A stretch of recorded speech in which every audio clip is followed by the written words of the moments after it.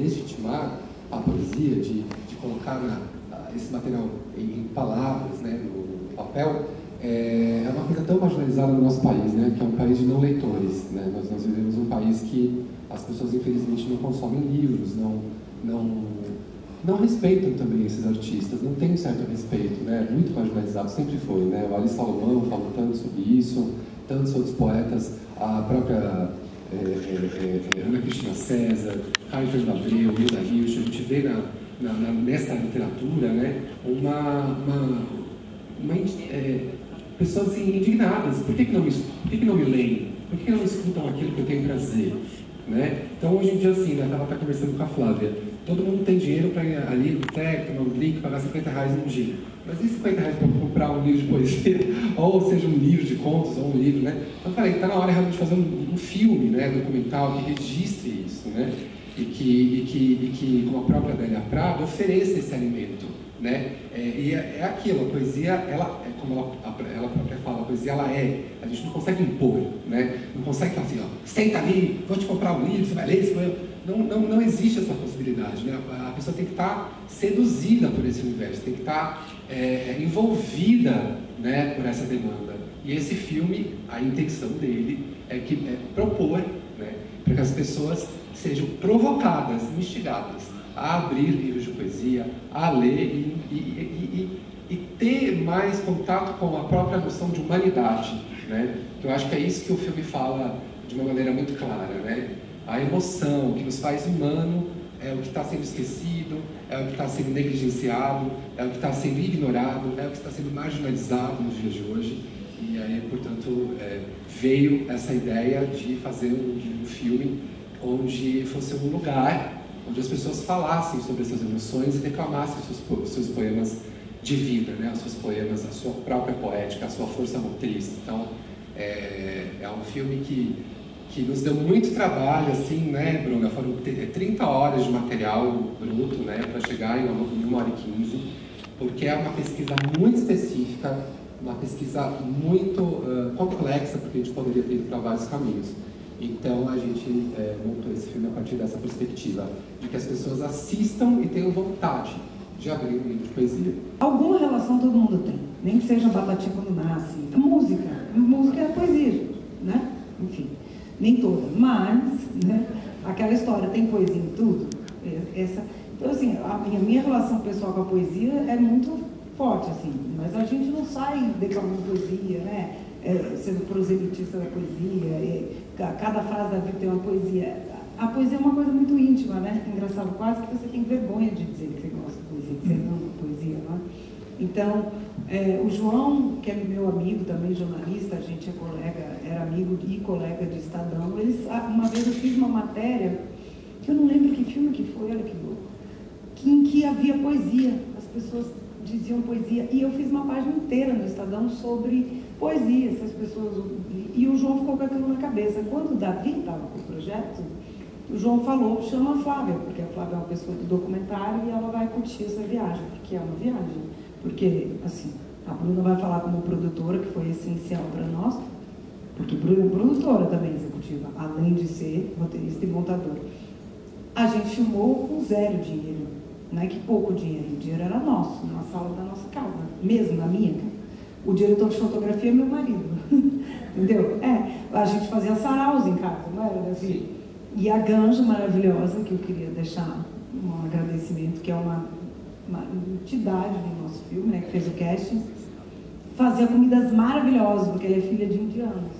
Então, assim, tinha toda uma química ali que vocês veem, porque uma coisa que eu acho que é interessante de bastidor, você não precisa ficar sabendo o bastidor para o filme ser legal ou não, né?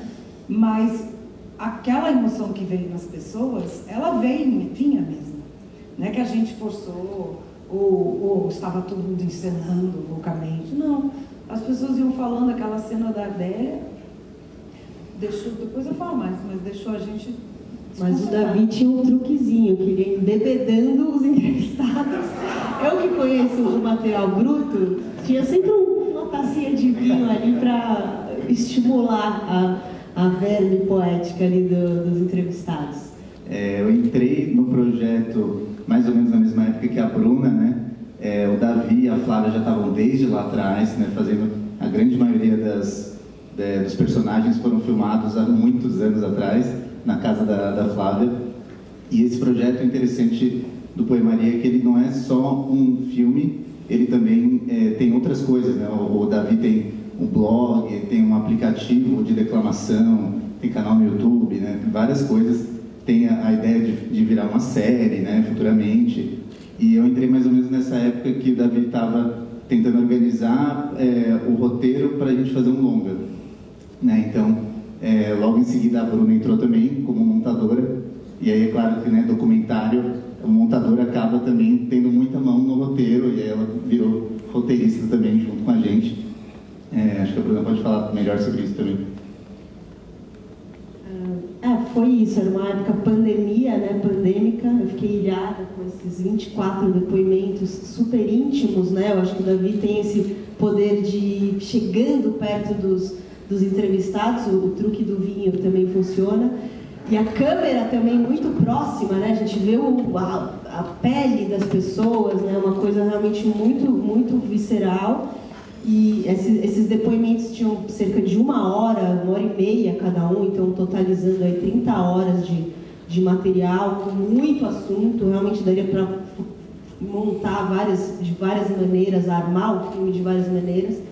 Mas eu fui me deixando levar pelo encadeamento, acho que das palavras mesmo, a concisão ali, o que combinava mais com o que, fui deixando acontecer. E eu acho que, embora o filme não tenha imagens, né, material de cobertura, outras imagens, eu acho que resultou num filme muito visual, né? É um filme que remonta, porque a poesia é muito visual, né? Ela é verbal, mas são imagens, né, que vão correndo. E eu também fiquei muito surpresa de ver o filme na telona, ele me emocionou demais. Teve vários momentos que eu fiquei assim muito tocada. Embora eu conheça de cabo a rabo, eu consigo dublar o filme. Se der algum problema de som, peçam para mim que eu consigo falar o filme inteiro. Então foi muito legal essa experiência. Foi a nossa primeira vez, né, ver na telona. Então pra gente acho que foi emocionante também, para vocês, né? A questão da ética documental, né? A gente, muita coisa teve que preservar também. Porque às vezes as pessoas se expunham também demais. Teve algumas gravações que eu perdi o controle. Do entrevistado perdi o controle. Virava assim, né? Alguns aconteceu assim, assim, dirigindo no escuro, né? Porque por exemplo, a própria Adélia Prado, né, nessa sequência do filme, ela entra no transe, não sei se vocês percebem, né? Ela fala assim da verdade, da poesia, ela começa a entrar no transe. E a gente experimentou isso não só com a Adélia, mas com outros entrevistados também, né?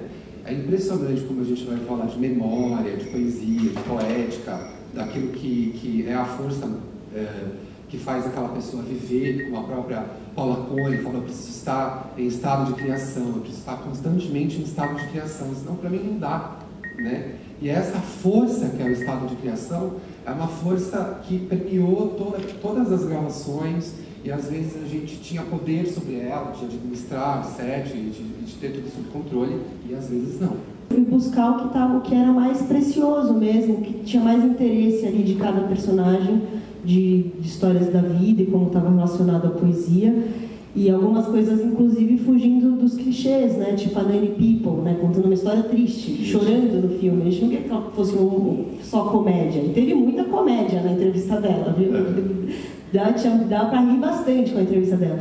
Então a gente foi buscando isso e tentando realmente preservar os entrevistados aonde eles talvez se expusessem ali, porque aconteceu muita coisa. Depois eu conto para vocês no privado. Essa questão da finalização da técnica parece uma bobagem, mas não é, porque parece que foi tudo filmado do mesmo jeito. Esse filme tem umas 5 câmeras, né? Porque a gente começou com uma câmera X desse tamanho, depois melhorou a câmera, depois não sei o quê. E a última entrevista, a gente, né, o Fernando, ele não está aqui, o Fê, que é o diretor de fotografia, ele está viajando a trabalho, mas já era uma Black Magic, então a gente já está rica, entendeu? Nós não, Fernando.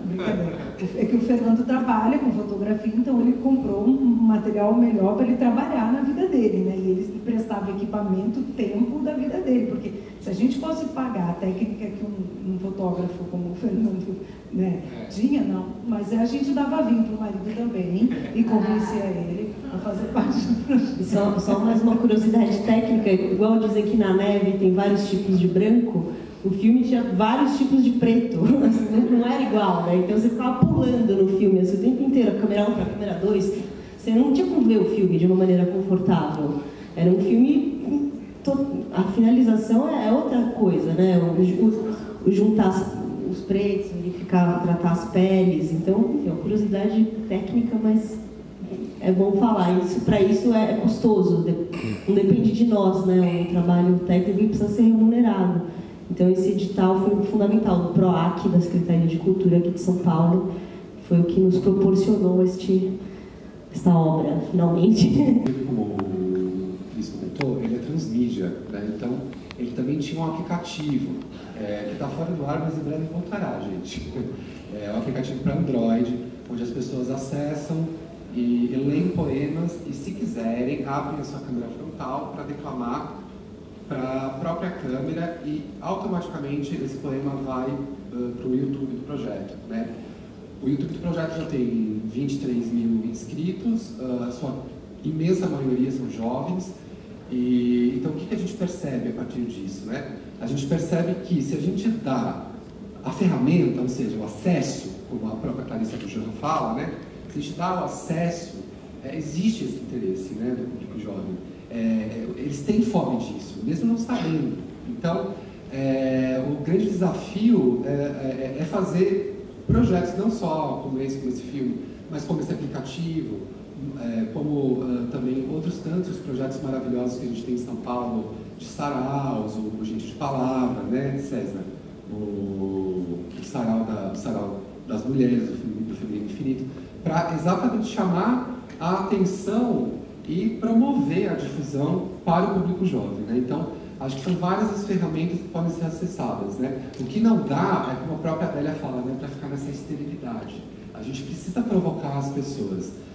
Um filme, você pode gostar ou não gostar, mas se ele te toca, se ele te desperta, se ele te dá uma vontade, um desejo de acessar e de entender qual é o universo de um poeta, o que como a própria Ruta Ruiz fala no filme, o que o Augusto dos Anjos estava pensando naquele momento que ele escreveu aquilo, por que ele escreveu aquilo, qual é a história de vida, né? Então acho que esses são os caminhos para promover a poesia para o público mais jovem.